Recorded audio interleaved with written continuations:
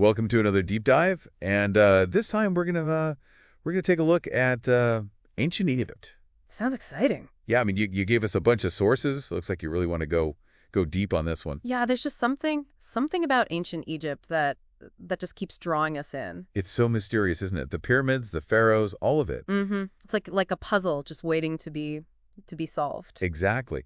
And speaking of pyramids, I think that's where we have to start, right? Well, I mean, it's only one of the seven wonders of the ancient world. The Great Pyramid, that is. Oh yeah, yeah, for sure. I mean that's pretty impressive. I think it's the last one left. And, one of your sources pointed out that it's not just the size, it's the precision and the engineering that went into building these things. Yeah, I mean they were lining them with the star and everything. It's incredible, really. It makes you realize, how much knowledge they really had back then. Yeah, it's mind-boggling. And they were originally covered in polished limestone too. Oh yeah, yeah, imagine that. Reflecting the desert sun must have been quite a sight. Wow.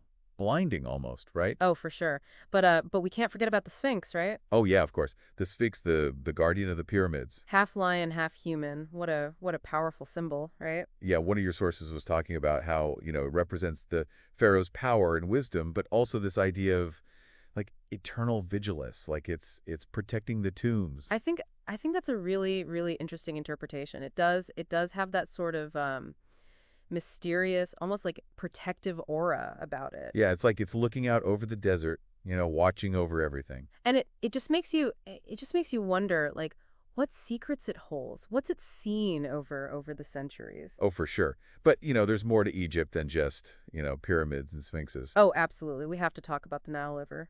The Nile, yeah, like the artery of Egypt, right? It's more than just a river. It's the lifeblood. It's what made everything possible there. Yeah, one of your sources called it a ribbon of green winding through a sea of sand.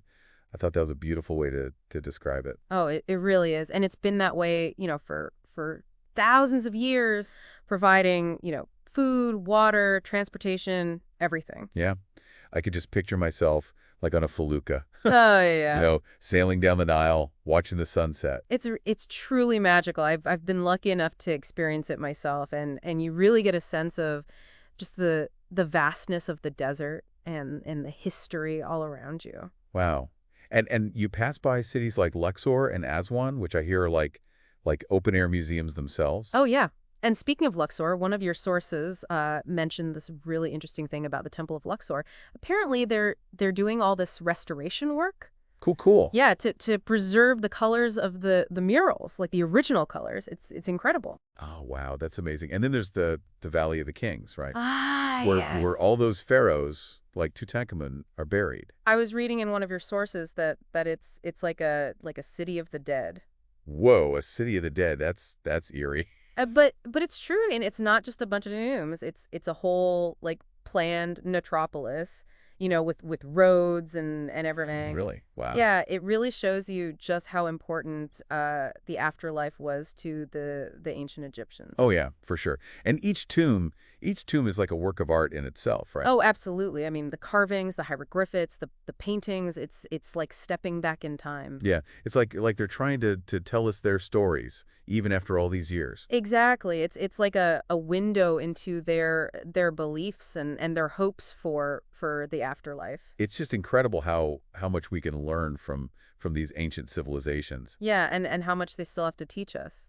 Yeah, it really does make you think. But, your sources weren't all about, just the ancient stuff. You also had some things about like modern Egypt, modern Egyptian culture, Ah, right. which I have to say I'm pretty curious about that too. Yeah, and that's what makes Egypt so fascinating. It's not stuck in the past. It's a living, breathing culture, with ancient roots. Yeah, it's like this blend of old and new, all kind of mixed together. Exactly. Yeah. And Cairo seems to be at the heart of it all, right? Oh, Cairo. Yeah. I read in some of your sources that it's like a city that never sleeps. Oh, it really is. It's a whirlwind of activity, sounds, smells, everything. Like a sensory overload. Oh, absolutely. You've got the different mosques and the bustling bazaars, the scent of spices in the air, the call to prayer. I mean, it's an experience. Wow. And you included a source about the Khan Khalili market. Ah, yes. It sounds incredible, like a place you could just wander around for hours and hours. Oh, easily. Easily. And the bartering, the haggling, that's part of the fun, you Oh, know. I bet. It's not just about, getting the best price. It's a whole like social interaction. Right, right. Like a little game almost. Exactly. And speaking of things you can find in the market, we have to talk about the food. The food. Oh yeah, you gave us some sources about Egyptian cuisine, Oh, it's delicious, so flavorful. like koshari. That was one that caught my eye. Ah, kashari, yes. It's a classic for a reason. You know, rice, lentils, chickpeas, all mixed together. It's hearty and really satisfying. Yeah, I mean it sounds like a whole meal in a bowl. Oh, it is. It is. And of course you can't forget about falafel. Falafel, yeah. I love falafel. It's simple, but it's so good. I've tried making it at home, but it's tricky. Yeah, there's a certain knack to it, getting it just right. But when you do, oh, it's so worth it. Oh, absolutely. And for something sweet, there's always baklava. Baklava, oh my gosh. Oh, those layers of flaky pastry and nuts and honey. It's divine. It's like a little piece of heaven. But beyond all the sights and the sounds and the amazing food, what about the people? What are the Egyptian people like? Well, from everything I've read and from my own experiences, they're incredibly warm and hospitable. Yeah, a lot of your sources mention that, like how welcoming they are to visitors. It's true. They really go out of their way to make you feel welcome. Like even if you don't speak the language. Even then, they'll help you with directions or offer you some tea. It's really heartwarming. Oh, that's lovely. It sounds like that human connection really adds something special to the whole experience. Oh, it absolutely does. And speaking of connections, some of your sources talked about how modern Egypt is kind of wrestling with its ancient heritage. Oh, interesting. Like trying to figure out how to balance tourism with preservation. Yeah, exactly. Because on the one hand, these ancient sites are a huge draw for tourists, right? It's a big part of their economy. Right, right. But on the other hand, I mean, these sites are so old and fragile. Exactly. So it's a delicate balance, and it sounds like there's a growing awareness of the need for sustainable tourism, so that these wonders can be enjoyed for generations to come. Yeah, I read about one initiative where they're using 3D scanning technology to create like digital replicas of some of the tombs. Oh, wow, that's amazing. Yeah, so people can like experience them virtually, without actually having to go inside and potentially, damage them. That's a fantastic idea. And it's not just about, preserving the physical structures. It's about preserving the stories, the knowledge, the cultural legacy. Oh, for sure. And speaking of stories, you had some really fun facts sprinkled throughout your sources. Oh, yes, I did. I have to admit, the one about Cleopatra living closer to the invention of the iPhone than to the construction of the Great Pyramid, that one blew my mind. I know, right? It really puts things into perspective. It does. And then there's the fact that the ancient Egyptians invented toothpaste. Oh, they were ahead of their time in many ways. I never knew that. And did you know that Egypt has both the world's longest river and the world's largest hot desert?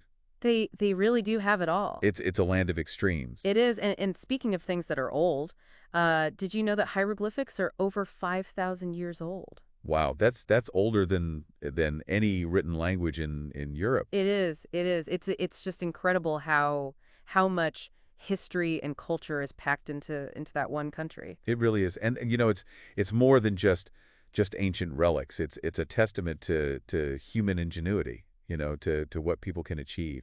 And I think that's a really important point. Egypt is not just a destination. It's a journey. It's a place that can, really challenge your perceptions of time and history and what it means to be human. Yeah, it really makes you want to go there, doesn't it? Like not just see the sights, but really experience it. One of the things that really stood out to me in your research was this idea of exploring Egypt through the eyes of the people who live there. Oh, interesting. Yeah, like understanding their stories and their perspectives, their relationship with this ancient land. Yeah, because it's easy to forget, when you're looking at all these incredible monuments, that they were built by real people, people with lives and dreams and challenges. Exactly. And I think that's where the real magic of Egypt lies, Yeah. in those human connections, in the shared experiences, in the everyday life that's happening, against this backdrop of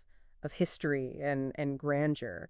Yeah, yeah. And speaking of connecting with people, I remember reading in one of your sources about how important it is to learn a few basic Arabic phrases before you go. Oh, absolutely. Even just, hello and thank you. It really goes a long way. It shows, that you're making an effort, that you're not just, a tourist passing through. Right, right. That you actually care about the culture of the people. Exactly. And it just makes the whole experience, so much richer. It's not just about seeing, it's about feeling. And it's about connecting. Exactly. And speaking of connecting, one of your sources asked this really interesting question. They said, "What would it have been like to be an ordinary Egyptian living in ancient times?" Hmm. That's a good question. I mean, we've talked a lot about the pharaohs and